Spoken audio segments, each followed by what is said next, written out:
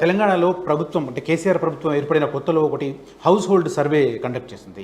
ఆ సందర్భంగా దాంట్లో ఒక కాలం కూడా క్యాస్ట్ పెట్టారు. అంటే ఈ లెక్కన తెలంగాణ ప్రభుత్వం దగ్గర ఈ క్యాస్ట్ గణన ఆల్రెడీ ఉంది అని అనుకోవాలా? అంటే కులాలకు సంబంధించి వాళ్ళు ఏం బయట పెట్టలేదు, వివరాలు బయట పెట్టలేదు. వాళ్ళు వన్ డే ఒకరోజు సర్వే చేశారు. ఒకరోజు సర్వే చేసినటువంటి దాంట్లో ఆ నివేదికను వాళ్ళు ఇంతవరకు బయట పెట్టలేదు వాళ్ళు.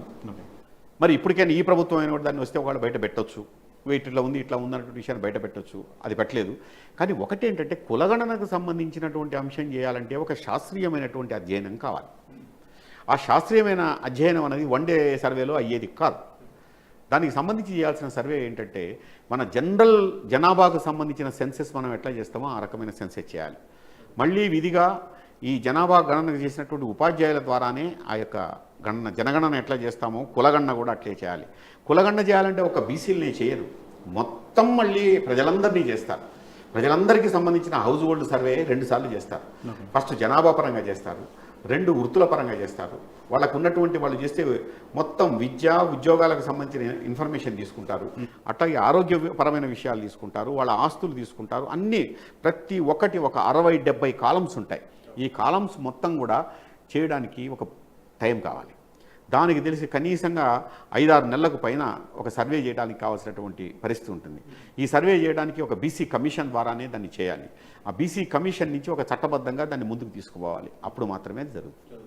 అంటే కులగణనకు సంబంధించినటువంటి దాంట్లో ఒక అంశం లేదు, రాజకీయమైనటువంటి ప్రాతినిధ్య అంశం అనేది లేదు దాంట్లో.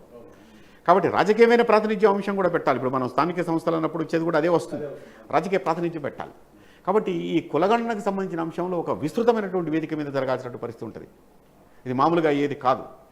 దీనికి సంబంధించి హౌస్ హోల్డ్ సర్వేని 2-3 సార్లు వాళ్ళు ఇళ్లకు వెళ్ళి తెలుసుకోవాల్సిన పరిస్థితి ఉంటుంది. ఒక పెద్ద యాక్షన్ ప్లాన్ లాగా చేయాల్సిన అవసరం ఉంది. మరి మీ ఎమ్మటే రాగానే కులగణన చేస్తామన్నారు, 6 నెలల్లో కులగణనకు శ్రీకారం అన్నారు. ఇప్పుడు 5 నెలలు అయిపోయి 6వ నెలకు అడుగు పెడుతున్నాం. మరి కులగణనకి ఎంతవరకు అడుగులు వేస్తారో మనం చూడాల్సిన అవసరం ఉంది. గణించిన తర్వాతనే ఎన్నికలు నిర్వహించాలన్న డిమాండ్ ఉంది. మీ అభిప్రాయం ఏమిటి? ఒకటి, స్థానిక సంస్థలకు సంబంధించినటువంటి దాంట్లో స్థానిక సంస్థల ఎన్నికలు జరపాలి, వెంటనే జరపాలి. కానీ స్థానిక సంస్థల ఎన్నికలు వెంటనే జరపాలంటే కులగణన చేయకుండా స్థానిక సంస్థల ఎన్నికలు జరిపే ప్రశ్నే లేదు. జరపొద్దు, జరపడానికి వీల్లేదు. ఇది నా ఒక్క అభిప్రాయం కాదు, మొత్తం బీసీ సమాజం యొక్క అభిప్రాయం, బీసీల యొక్క అభిప్రాయం. మరి బీసీలు అంటే మొత్తంగా ఎవరు బీసీలు అంటే మీరు అన్నట్టు విడివిడిగా ఉన్నటువంటి వాళ్ళు బీసీలు, అట్లట్లా ఉన్న వాళ్ళు బీసీలు, వీళ్ళందరూ సమైక్యంగా వస్తారని మీకు ఆలోచన ఉంది. ఇందాక ఒక ప్రశ్న వేశారు మీరు, తప్పకుండా వస్తారండి. బీసీలందరూ ఒక తాటి మీదకి వస్తారు. BRS BC, Congress BC, BJP BC, CPI BC, CPM BC, అన్నల బీసీ, ఏ బీసీ అయినా సరే అందరూ ఇక్కడికి వస్తారు. అందరూ ఒక ప్లాట్ఫామ్ మీకు వస్తారు. స్థానిక సంస్థల ఎన్నికలు నువ్వు నిర్వహించాలంటే ఎలక్షన్స్లో మీరే రకమైన డిమాండ్ చేశారు, కులగణన జరుపుతామన్నారు కదా, ఆ డిమాండ్కి సంబంధించి కులగణన జరపండి. కులగణన జరిపిన తర్వాత మాత్రమే మీరు స్థానిక సంస్థల ఎన్నికలకు పోవాలి.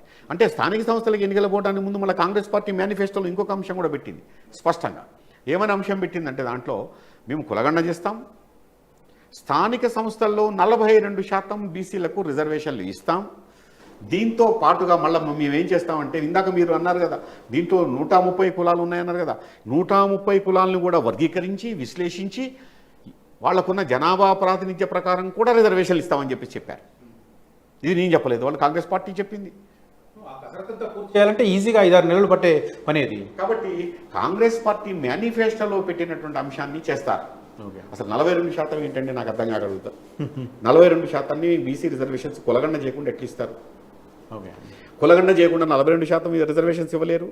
అయినా కులగణనకు సంబంధించి మీరు చేయాలంటే పైన ఉన్నటువంటి పంచాయతీరాజ్ చట్టాన్ని మార్చాలి. 73, 74 రాజ్యాంగ సవరణలు జరిగాయి. 73, 74 రాజ్యాంగ సవరణలాగా అది రాజ్యాంగ సవరణ చేసినప్పుడు మాత్రమే పంచాయతీరాజ్ యాక్ట్ని మార్చాలి. పంచాయతీరాజ్ యాక్ట్ని మార్చకుండా బీసీ రిజర్వేషన్స్ మొత్తంగా ఉన్నట్టు 50% దాటే అవకాశం లేదు. 50% దాటాలంటే ఎస్సీ ఎస్టీలకు చట్టబద్ధంగా ఉన్నటువంటి రిజర్వేషన్లు పోను 23.8% ఎంతో ఉంది ఇప్పుడు బీసీలకు రావాల్సింది. 23% మాత్రమే వస్తుంది. 42% ఎట్లా ఇస్తారండి? 42% ఇస్తామంటే సుప్రీంకోర్టు గైడ్ లైన్స్కి వ్యతిరేకం కదండి. సుప్రీంకోర్టు గైడ్ లైన్స్కి వ్యతిరేకంగా మీరు ఎట్లా ఇస్తారు? దాన్ని కోర్టుకు పోతారు, కోర్టుకు పోయి దాన్ని ఆఫ్ చేస్తారు. కాబట్టి మేము ఇద్దామని ఇవన్నీ జరిగితే ఇంకా జటిలమయ్యే అవకాశాలు కనిపిస్తున్నాయి. కాబట్టి వాళ్ళు ఏమంటారు, మేము ఇవ్వడానికి మేము ప్రయత్నం చేశాం, మేము అసెంబ్లీలో పెట్టి దాన్ని బిల్ పాస్ చేయడానికి ప్రయత్నం చేశాం. బిల్ పాస్ చేయడానికి ప్రయత్నం చేస్తే కోర్టుకు వెళ్ళారు. కోర్టుకు వెళ్తే సుప్రీంకోర్టు గైడ్ లైన్స్ ఉన్నాయి. కాబట్టి ఈ రకమైన రిజర్వేషన్స్ ఇచ్చే అవకాశం మాకు లేదు అంటారు. 50% దాటకూడదు. ఈ ఎస్కేప్ పాయింట్ కూడా వెతుక్కొని పెట్టుకున్నారు. పాయింట్ కూడా బ్రహ్మాండంగా ఉంటాయి. అవి ముందు చూసుకొని ఈ పని చేస్తూ ఉంటారు. కాబట్టి మేము అన్ని చేయడం కోసం ప్రయత్నం చేస్తే వాళ్ళు అడ్డుపడితే మేమేం చేస్తా ఉంటారు. ఇది ప్రతి ప్రభుత్వం తప్పించుకుంది ఇట్లే. 77 ఏళ్ళు తప్పించుకుంది ఇట్లే. కాబట్టి వాళ్ళు 42% ఏంటండి, 56%గా ఉన్నటువంటి బీసీలకు రావాల్సింది ఏంటి? ఎన్ని రావాలి? 12,769 గ్రామ పంచాయతీలు ఉన్నాయి తెలంగాణలో. ఈ 12,769 గ్రామ పంచాయతీల్లో వీళ్ళకి కావలసినటువంటి రేషియోలో 6,000కు పైగా బీసీలకు వస్తాయి. 6,000 మంది బీసీలను సర్పంచులుగా ఈ బుర్రమీసాల కిర్రు చెప్పుల పెత్తందారులు చూస్తూ ఊరుకుంటారా? 6,000 మంది సర్పంచుల్ని గ్రామాల్లో బీసీలని రాణిస్తారా? తమ పాదాల కింద తమ కింద ఉంచుకున్నటువంటి వాళ్ళు, చట్టబద్ధంగా వచ్చిన రిజర్వేషన్ల విషయంలో కూడా ఉమెన్గా ఉన్నటువంటి మహిళగా ఉన్నటువంటి వాళ్ళని కుర్చీలు ఇవ్వకుండా కింద కూర్చోబెట్టినటువంటి వాళ్ళు. మరి అంత ప్రతికూల పరిస్థితుల్లో ఎట్లా కులగణన? అంటే దీన్ని కులగణకు సంబంధించిన దాంట్లో 6,000 పంచాయతీలు రావాలండి. 6,000 పంచాయతీలు బీసీలకు వస్తే తెలంగాణ రాజకీయ చిత్రం మారిపోద్దండి. తెలంగాణ రాజకీయ చిత్రం మారిపోతే పటేల్గిర్లన్నీ ఎగిరిపోతాయండి. పటేల్గిర్లు మొత్తం పోతే ఆధిపత్యాలు పోతాయండి. ఈ ఆధిపత్యాలు పోతే దాని ప్రభావం అసెంబ్లీ సీట్ మీద పడుతుందండి. ఇది జరుగుద్దా? ఇది చేస్తారా? ఇది చూస్తామా? అసలైన తొలి వెలుగు. ఫాలో వాట్సాప్ @తొలి వెలుగు official.